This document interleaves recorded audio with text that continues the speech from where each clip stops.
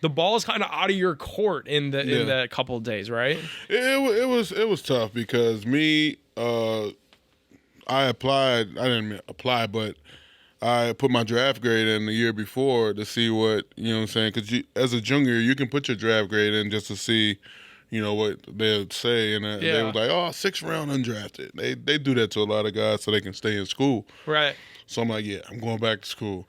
So, I mean, it ended up working out well, you know what I mean? And, but like leading up to the draft, like the few days before, I think, and when I came out, they had the draft at Radio City Music Hall in New York. And I felt like that was cool. Like the new changing is cool, but I felt like the Radio City Music Hall that's the draft. You know, it was always there, and I felt like that was part of history, you know, and they kind of switched that up.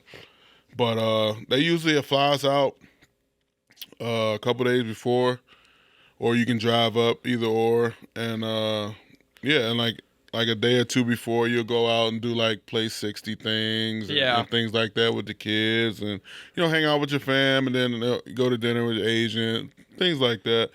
Then they got these jewelry people, you know, coming to your hotel room and ask you if you want to wear their jewelry for the draft and things like that. It was pretty cool.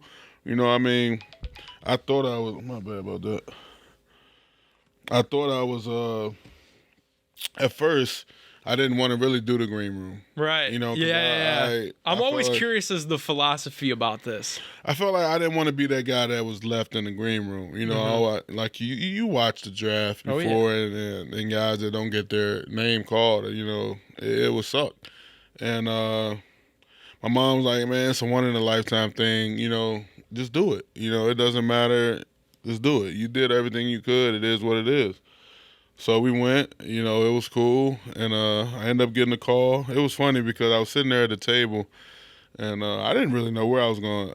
Out of all the visits, I felt like I think San Fran, I think they were might want to take me, but they were picking at like 15 or something like that. Right.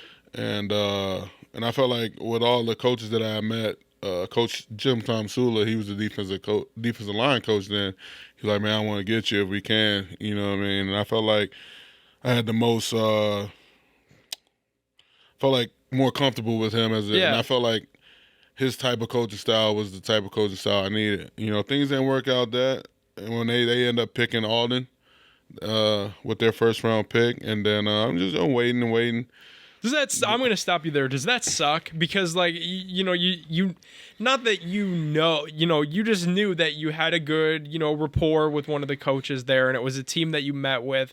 Like, as, like someone in, like, the 49ers, you also said the Jets, like, they're kind of checking their boxes, like, moving past, and you're sitting there, like, does that cross your mind at all? Like, oh God, like here we go, or is it just kind of like natural? You're there chilling with your family, because I know I keep going back to myself because I have such a hard time like putting this outside of myself. Mm-hmm. I'd be tweaking, dude. Like I'd be freaking out. Like I thought the 49ers liked me. Like I guess they don't. Like you gotta let things go how they go, and that's the big thing about the draft. Yeah, like it actually like just being in that green room and just watching people get called, and it's a long time in there. It's like an eternity in there, bro. Like you think watching the draft takes long, sitting on the couch. Just imagine being in that room. And I mean, I didn't think nothing of it when the Cleveland had traded back out of the 6th pick or whatever, and I didn't think nothing of it. And like a couple days before the draft, I heard the Jets had put out or something. It's like, something wrong with his foot or something. They wanted me to fall back. Yep. Because I think they picked 30th or whatever. So I think they probably wanted me the most out of everybody. And 21, I guess the Browns were on the clock, and the phone started ringing. I'm just like, not paying nothing of it.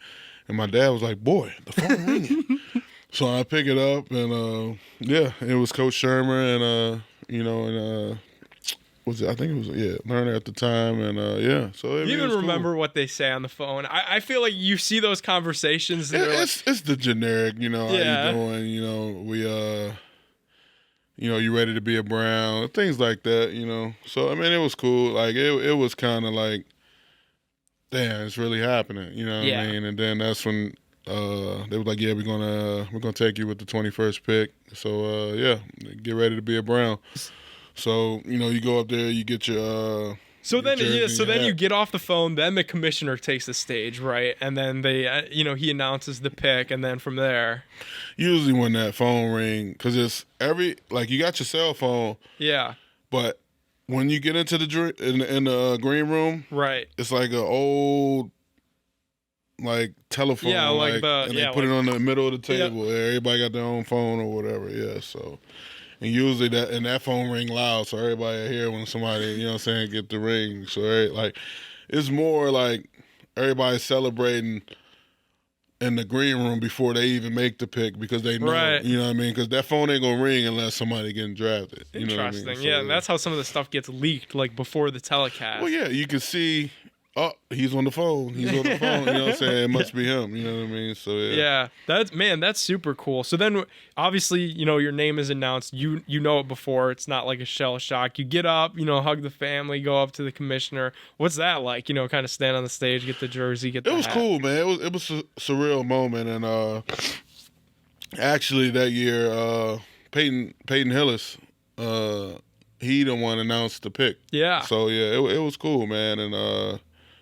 Just to get to go across that stage, you know what I mean, as a first-round draft pick, you can't take that away from me. So right, good stuff, man. So then I guess that all goes down. What does the moments after look like when it's all like the dust settles? You got your hat. I love seeing the hats every year, and then what's that like? From there, from there is a good hour and a half, 2 hours. You just.